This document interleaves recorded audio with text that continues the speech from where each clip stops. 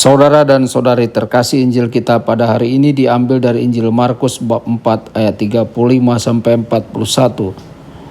Pada suatu hari ketika hari sudah petang, Yesus berkata kepada murid-muridnya, "Marilah kita bertolak ke seberang." Mereka meninggalkan orang banyak yang ada di sana lalu bertolak dan membawa Yesus dalam perahu itu di mana ia telah duduk, dan perahu-perahu lain pun menyertai dia. Lalu mengamuklah taufan yang sangat dahsyat dan ombak menyembur masuk ke dalam perahu, sehingga perahu itu mulai penuh dengan air. Pada waktu Yesus sedang tidur di buritan di sebuah tilam, maka murid-murid membangun dengan Yesus dan berkata kepadanya, "Guru, engkau tidak peduli kalau kita binasa." Yesus pun bangun, menghardik angin itu dan berkata kepada danau, "Diam, tenanglah."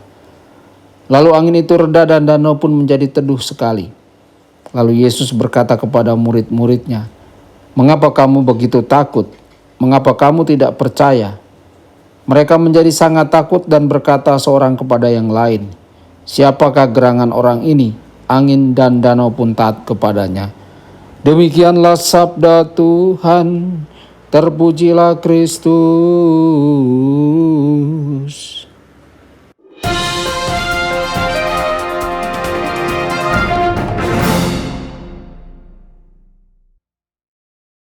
Saudara dan saudari terkasih dimanapun Anda berada, jumpa lagi dengan saya Romo Tedens dalam saluran Warta Kabar Sukacita. Semoga Anda semua dimanapun berada senantiasa dalam keadaan sehat dan bahagia. Para murid Yesus membawa Yesus bersama mereka. Menurut Yesaya bab 53 ayat 2, ia tidak memiliki pembawaan yang agung untuk menarik perhatian kita. Siapa sangka ia memiliki kekuatan untuk menenangkan badai. Para rasul belum menemukan Yesus yang sebenarnya dan kekuatan akan kehadirannya. Yesus masih guru dan belum menjadi keamanan utama para rasul. Yesus tidak selalu menarik perhatian kita, tetapi Yesus selalu hadir. Yesus tetap sederhana, menunggu kita memusatkan perhatian padanya. Yesus menguji iman kita pada kekuatan kehadirannya. Saudara-saudari, luangkanlah waktu sejenak untuk memusatkan mata rohani Anda pada Yesus hadir di perahu Anda. Laut Galilea lebih seperti sebuah danau kecil. Hampir sepanjang tahun langit cerah menghiasi para nelayan, namun badai dapat terjadi sewaktu-waktu. Dari bibir pantai ombak tidak terlihat mengancam, tapi rasa takut adalah respon normal dari mereka yang terjebak dalam badai dahsyat di perahu nelayan kecil. Para rasul ketakutan akan nyawa mereka, tetapi lebih dari terkejut oleh badai, mereka tidak percaya pada ketertarikan Yesus terhadap penderitaan mereka. Bagaimana mungkin Yesus tetap menyendiri?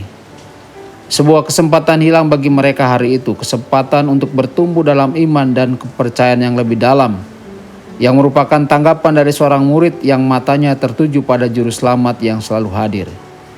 Seperti badai dahsyat, kejutan-kejutan dalam hidup kita memenuhi tujuan akhir Allah. Mereka menempa hati yang dewasa yang dikuatkan oleh iman dan kepercayaan akan janji dan kuasa Tuhan, bahkan ketika Dia bertindak bertentangan dengan harapan kita. Saudara-saudari, Yesus menggunakan kata-kata yang sama dalam Markus bab 1 ayat 25 untuk membungkam setan.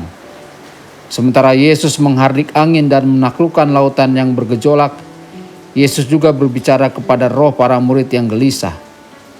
Sejarah sepanjang perjalanan kembali ke Taman Eden mengungkap kecenderungan manusia untuk tidak percaya dan takut ketika suara yang tercemar dan berprasangka mengaburkan pandangan kita tentang Tuhan yang sejati. Dalam skenario ini, Yesus menenangkan kekacauan kita. Ini memenuhi tujuannya untuk membangkitkan iman yang hidup dan kepercayaan yang lebih dalam dari para muridnya.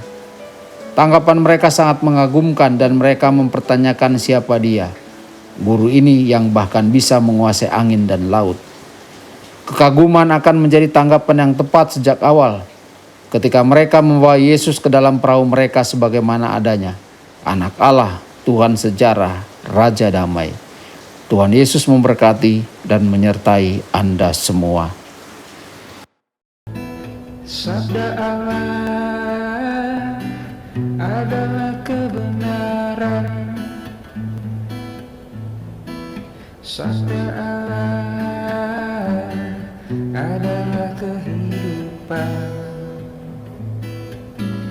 Mari kita mencintainya, mari kita menghayatinya.